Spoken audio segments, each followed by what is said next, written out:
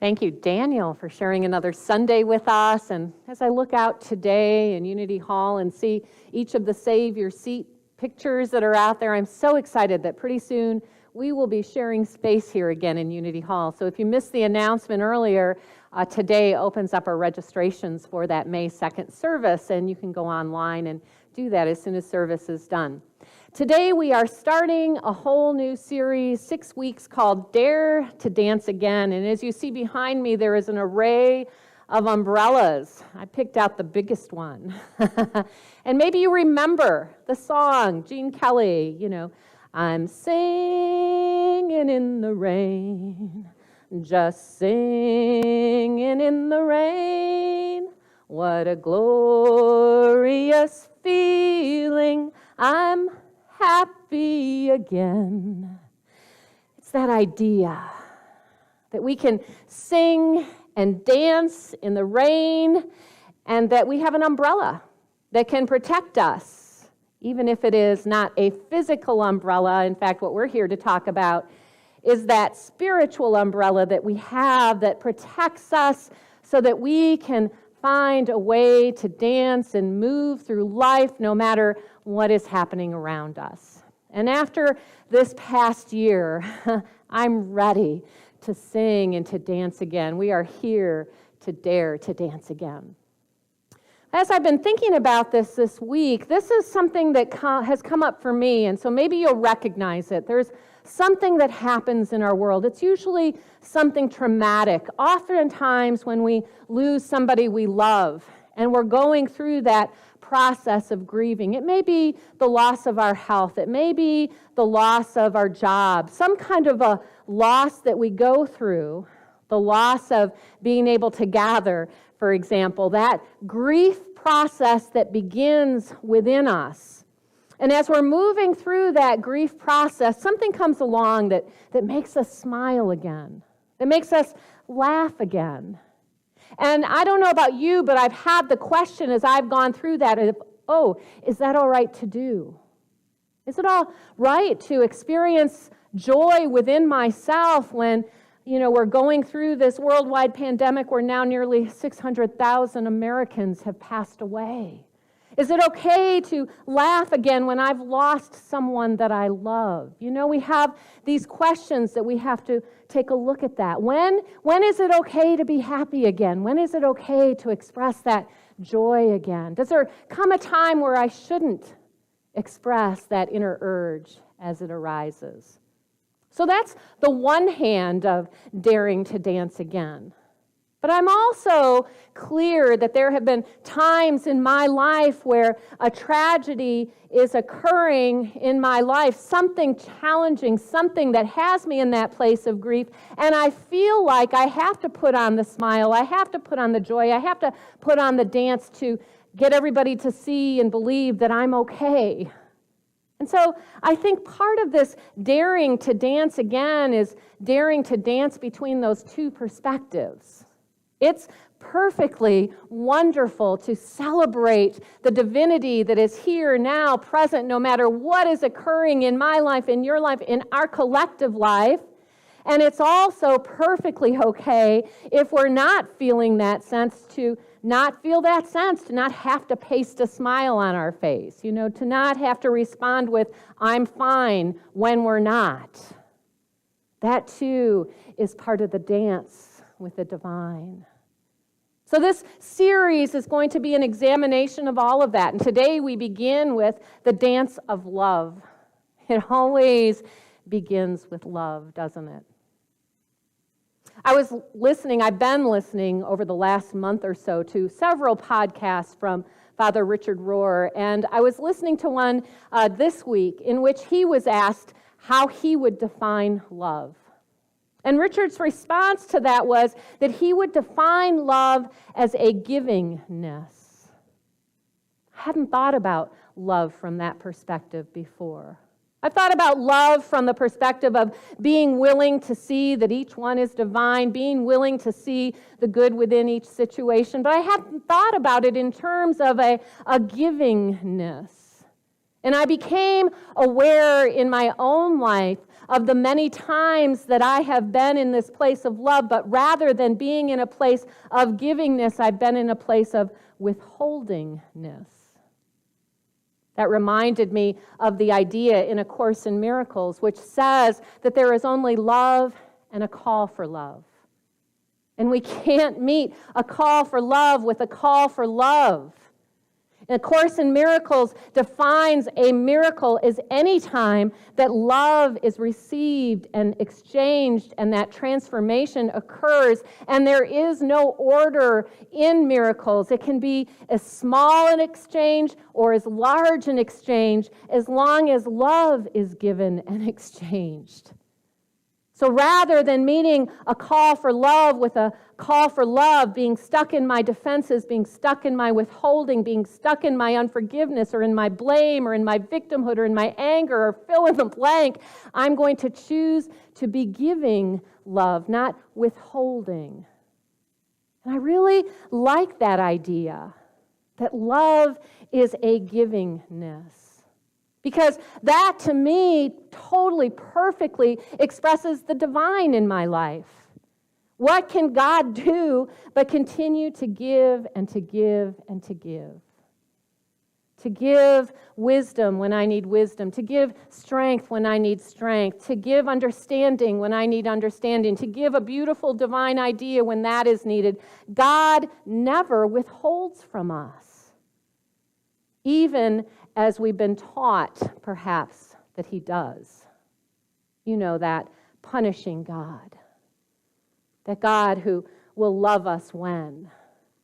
But my understanding of God, Unity's understanding of God, is that God simply is love and continuously gives that love. And there is nothing that you or I need to do to earn that love. And that love is never withheld from us. And that we here in this human experience are here to be that kind of love in expression.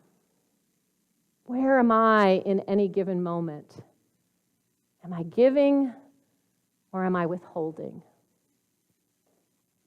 I'd like to share with you today a scripture that is coming from the Gospel of John. And this is in the 10th chapter of John. And in the 9th chapter, before this takes place, Jesus is having this discussion with the Pharisees again. He's just did a healing, and the Pharisees are upset with him that he did a healing on the Sabbath. You know, how dare he? Because there were laws that were in place about the Sabbath, right? And so Jesus meets them and shares with them this idea. This is from the 10th chapter of John, verses 11 through 17. I am the good shepherd. The good shepherd lays down their life for the sheep. The hired hand who is not the shepherd and does not own the sheep sees the wolf coming and leaves the sheep and runs away. And the wolf snatches them and scatters them. The hired hand runs away because the hired hand does not care for the sheep. I am the good shepherd. I know my own, and my own know me, just as God knows me, and I know God. And I lay down my life for the sheep. I have other sheep that do not belong to this fold. I must bring them also, and they will listen to my voice. So there will be one flock, one shepherd. For this reason, the Holy One loves me, because I lay down my life in order to take it up again. I am the good shepherd. The Lord is my shepherd, I shall not want, right? That reflection from the Hebrew Scriptures that's included in this analogy of being the shepherd. I am the good shepherd. I am not a hired person who will abandon the flock. I am here to take care of the flock. I am here to give to the flock. I am not here to withhold from the flock. And here is our opportunity. Of course, Unity looks at that from the metaphysical perspective, right? So the good shepherd that Jesus represents is, of course, that Christ Spirit that is within each and every one of us. Our second principle tells us all of us have this Christ Spirit within. There's no exceptions. God gives, and therefore gives that Christ Spirit to all creation. We've talked about the Christ-soaked creation that we live in that so perfectly illustrates what unity believes and teaches. So that good shepherd that Jesus represents is that Christ Spirit within us. Within metaphysical teaching, we see that the sheep are the individual thoughts that we hold within our mind. Sometimes those individual thoughts leave the protection of that good shepherd, right? But we can always, by turning again and again to that Christ Spirit within, gather up those thoughts that have left the fold and bring them back in. Those thoughts of withholding, I'm going to invite you to think about. In my own life, I see this happening. Somebody upsets me, somebody angers me, and my first thought was, well, I'll show you. I won't do this, or I won't do that. And I withhold myself. I move to this place of meeting their call for love with my own call for love. I forget that I am here to simply be giving love. Eric Butterworth tells us, and I'm getting this from Truth Unity again, and this is his lecture 6 on love. Love is an inner power, not an object. Our need is not to be loved, but to be love, to express love, to radiate love. If I am acting as that good shepherd, if I am doing this dance of love, then what I am doing is meeting each moment from that place of what does it look like to give love here? Eric goes on to say, the time to salute the divinity in another person, the time to say namaskar, is the very time that it becomes most difficult to do it. Not because he deserves it, but because you are out of tune. If I see one who has left my circle, whether it's in my thoughts or in the world, that they've left this circle of goodness that I believe in, that time where I'm wanting to withhold my love, that's the time that I come back to my namaste.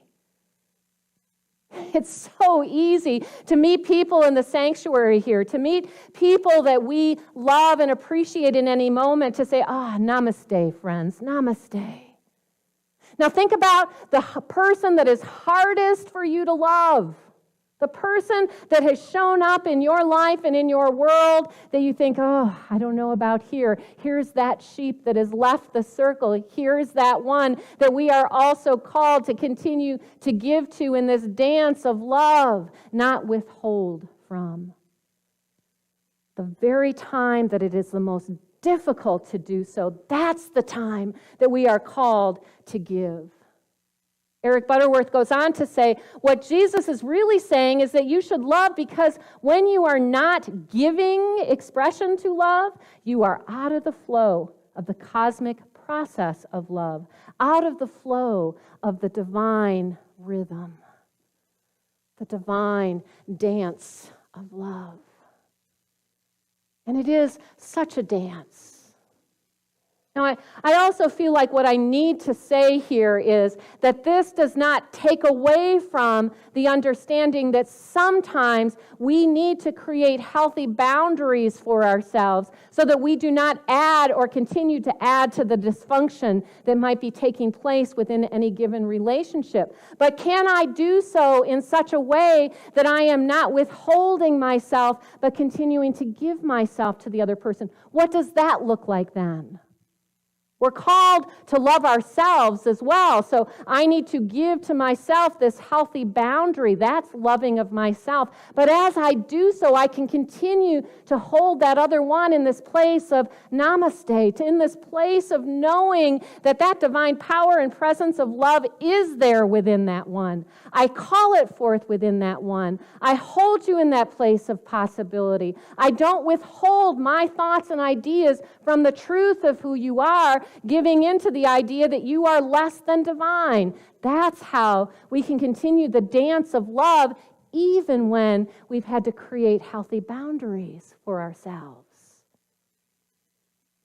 The dance of love, the dance of givingness is one that we get to live day after day after day with one another.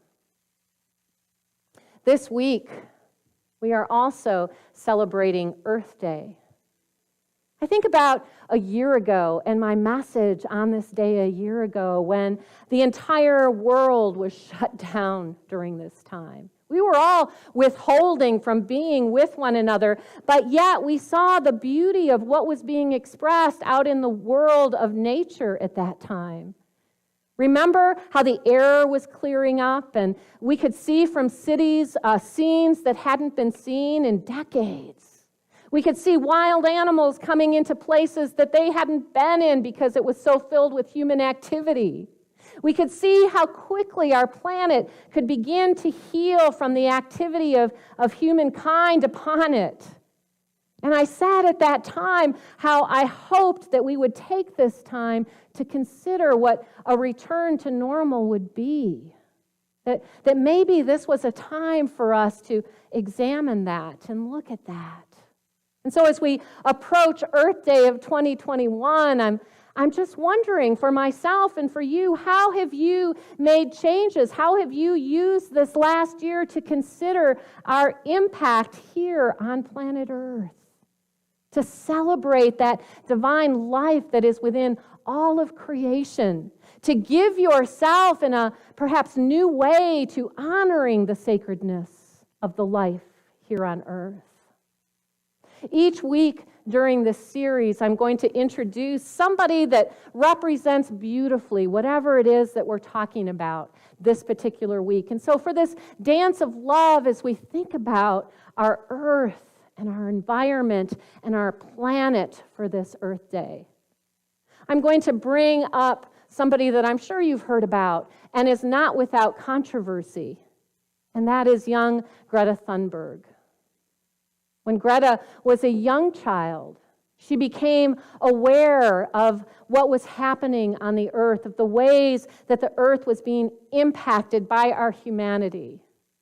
And she fell into a severe depression at that time. She lost weight, she stopped eating. But somewhere along the way, she began to realize that she, even as a child, could have a voice. She could speak up. She could make changes. And so as a child, she decided, for example, to change her lifestyle as a young child and give up meat. She became a vegan, recognizing, I think I've shared this before at the Parliament of the World Religions in 2018, the number one way that we could impact the planet was to stop eating so much meat. So Greta embraced that idea and became a vegan. And then when she was 15, she lives in Sweden, and her country was going through an election process, and she wanted to bring attention to what was happening on to our climate. I said this a couple of weeks ago. Here on planet Earth, it's not unknown that everything changes. To think that it doesn't is the falsehood. Everything changes. So there's no denying that our climate, too, is changing. The question is, how much do we impact that change, right? And so from Greta's perspective, she said, we as human beings are impacting it. We're cutting down the forests that are the lungs of our planet that give us clean oxygen. We're polluting the rivers and the streams and the waterways that are like the blood vessels in our body. We are impacting it because of the way that we are living here on the earth. And she wanted the people that were in charge of her country to pay attention, to do something. And so she made the decision in 2015 to sit in front of the Parliament with her signs and bringing attention as a student. And slowly, people began to join her. And suddenly, she found herself, a young child, the voice for children, saying, please think about this planet.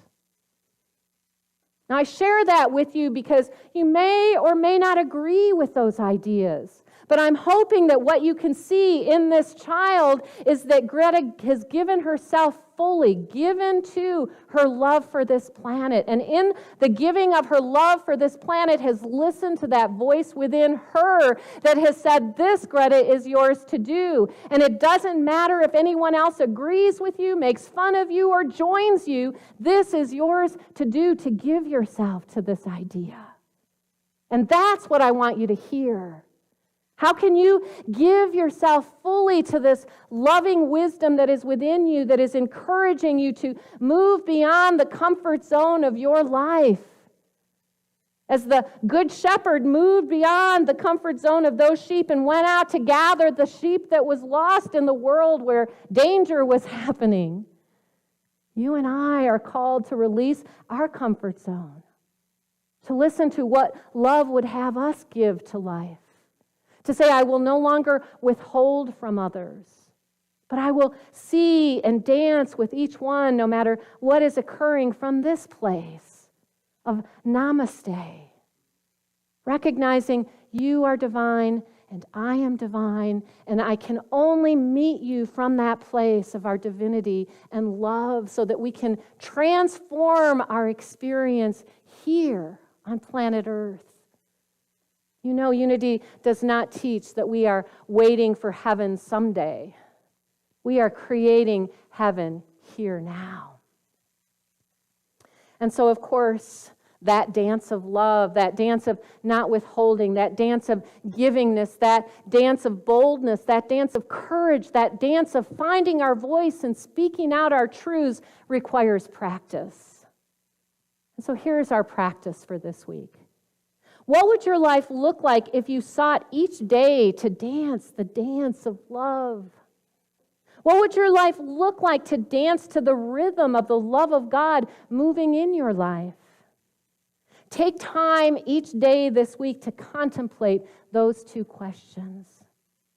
And it can be as simple as remembering to hold the question in mind, what does it look like to dance the dance of love in this moment?